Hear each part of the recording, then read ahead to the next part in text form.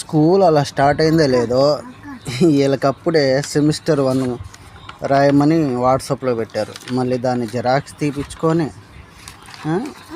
వీళ్ళు మొత్తం మళ్ళీ నోట్స్లో ఇదిగో ఆదివారం ఈరోజు నిన్న ఇచ్చారంటే పాపం ఈరోజే మొదలుపెట్టింది రాయటానికి మా పాప. మొత్తం ఇది సెమిస్టర్ 1 అంటే ఎన్ని పేజీలు ఉన్నాయో చూడండి.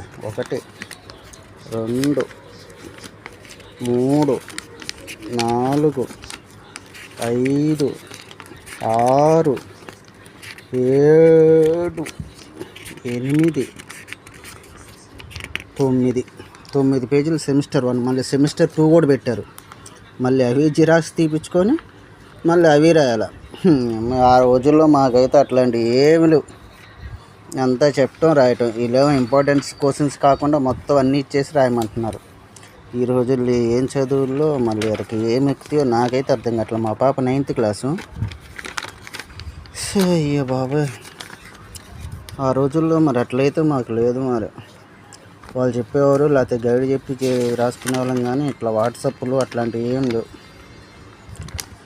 మీరు ఇట్లా రాశారా? నాకైతే కామెంట్ చేయండి.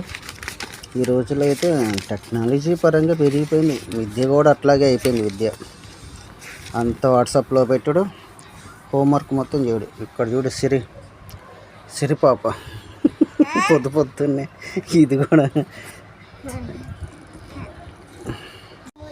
రాత్రి కొన్ని రాసింది. మళ్ళీ ఇప్పుడు పొద్దున్నే మళ్ళీ మొదలు పెట్టారనమాట.